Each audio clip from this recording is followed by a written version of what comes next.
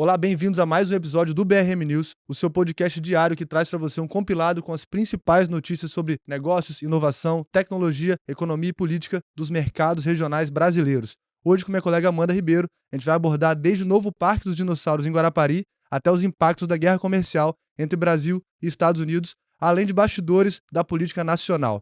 E aí, Amandinha, vamos nessa? Olá, Lucas. Olá, pessoal. A gente começa falando do parque, de dinossauros em Guarapari. A prefeitura ela liberou a licença para a construção do parque temático Terra dos Dinos, na região de Buenos Aires. E esse projeto chega num momento ali estratégico, né? Enquanto o Brasil ele tenta diversificar suas fontes de crescimento econômico, o investimento em turismo ele tem ganhado força ali no vetor de desenvolvimento regional, né? E o modelo usado em Miguel Pereira, ele mostra que é possível atrair o turismo o ano inteiro, o que dialoga diretamente com a tentativa do Espírito Santo quebrar ali a sazonalidade. Pois é, e com o real desvalorizado, esse tipo de atração pode ser ainda mais competitiva para o turismo nacional. E Guarapari pode se firmar de uma vez por todas como referência nesse tipo de entretenimento, o que também ajuda a impulsionar setores como hotelaria, gastronomia e os serviços locais. Tocado pelo fundo MMPI3 e liderado pelo empresário Maeli Coelho, o investimento agora vai ultrapassar os 30 milhões de reais, com previsão de abertura para o inverno de 2026. Esse investimento ele simboliza um novo ciclo para o turismo capixaba e a escolha de Guarapari para sediar essa nova fase reforça a vocação turística da cidade, agora com atrações que podem competir nacionalmente. Perfeito. E agora a gente indo para o mercado automotivo e a expansão da BYD, a montadora chinesa já lidera as vendas em Vitória com 9,3% de market share. O plano agora é ampliar para o interior e novas concessionárias estão previstas para Cachoeiro, Linhares, Colatina, São Mateus e até Guarapari. É interessante ver essa expansão da BYD justamente quando o Brasil ele discute ali incentivos para a mobilidade elétrica. A entrada forte da montadora aqui no Espírito Santo, ela reflete um movimento global de transição energética e a parceria com o Grupo Águia Branca mostra que grandes grupos brasileiros eles já estão se antecipando às mudanças do mercado. E enquanto isso lá fora, os Estados Unidos e a China, eles disputam protagonismo entre baterias e semicondutores e o Espírito Santo pode se beneficiar dessa corrida com polos logísticos e de distribuição bem estruturados. Essa expansão da BYD, ela conecta o estado e essa tendência global. E agora indo para o agro, falando especificamente do pimentão, essa alta na produção mostra como a inovação pode transformar a realidade no campo. A produção do pimentão cresceu mais de 30% em 2024, impulsionada pelo aumento da área plantada e pelo cultivo protegido, uma tecnologia incentivada pelo Incapé, que reduz pragas e melhora a qualidade da produção.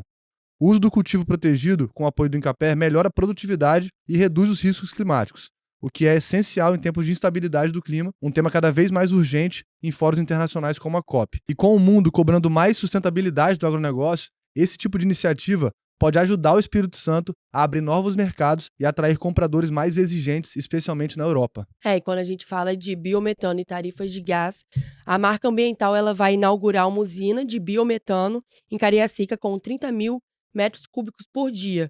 O projeto que prevê novas unidades em Linhares e na Serra Capixaba é um passo decisivo rumo à transição energética. Já o ES Gás sinaliza redução nas tarifas para consumidores industriais e residenciais com nova política de contratos a longo prazo. E agora, voltando ao assunto de Trump e tarifas, Donald Trump elevou para 50% as tarifas sobre aço e alumínio. O Instituto Aço Brasil e o governo brasileiro veem com preocupação essa medida que ameaça acordos anteriores. E essa decisão de Trump afeta diretamente a confiança nos acordos internacionais. E como o Brasil já tem um histórico de acordos com os Estados Unidos nessa área, a reação da CNI reflete um temor real. Esse protecionismo pode se espalhar e aí o Brasil perde espaço tanto nos Estados Unidos quanto em outros mercados. O fato do vice-presidente Alckmin tentar manter o diálogo é importante, mas o risco é do Brasil ficar preso a uma disputa que tem mais a ver com a eleição americana do que com o comércio de fato.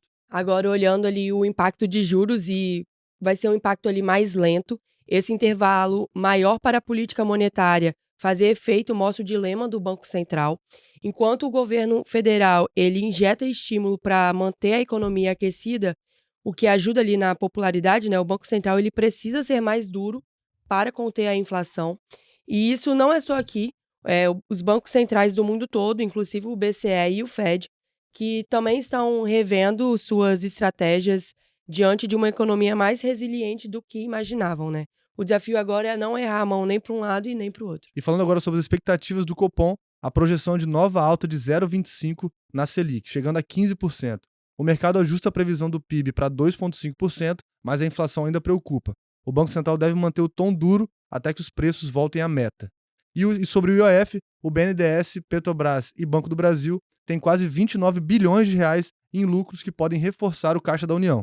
A alternativa busca evitar novo desgaste com o aumento do IOF. E quando a gente fala de petróleo, né, tem essa divergência no governo, essa disputa entre o Ministério da Fazenda e o Ministério de Minas e Energia é um reflexo de um governo que ainda ele tenta equilibrar ali a caixa e a política energética. E vem no momento em que o mercado de petróleo ele está novamente sob tensão, né, com tensões no Oriente Médio, instabilidades a preço do barril. O Brasil ele precisa decidir como usar essa arrecadação extraordinária, né, para reduzir a dívida, investir em infraestrutura ou turbinar ali políticas sociais. E no plano de fundo, a busca do presidente por um canal de diálogo com os Estados Unidos é também uma tentativa de reduzir danos de frente comercial e diplomática. E agora, indo para o cenário internacional, o clima entre Lula e Macron mostra que, apesar dos discursos diplomáticos, ainda há muita resistência de acordo entre a União Europeia e o Mercosul. As pressões de agricultores europeus aumentaram após a nova leva de tarifas dos Estados Unidos, o que deixa o comércio global ainda mais fragmentado. E o fato de Elon Musk criticar abertamente Trump é sintomático. Grandes empresários estão temendo os efeitos de uma política fiscal que pode comprometer o futuro da economia americana e, por tabela, de parcerias comerciais como com o Brasil. No cenário político, a pesquisa da Quest mostra a desaprovação recorde do presidente Lula, com impacto na crise no INSS e sinais de desgaste político. Obrigado, mano. Então esse foi mais um episódio do BRM News. E lembrando que se você curtiu o episódio, segue a gente no Spotify, no Instagram e no YouTube e compartilha com quem precisa estar por dentro das principais notícias que acontecem no Brasil e nos mercados regionais. Obrigado por nos acompanhar hoje e até amanhã. Até amanhã. Tchau.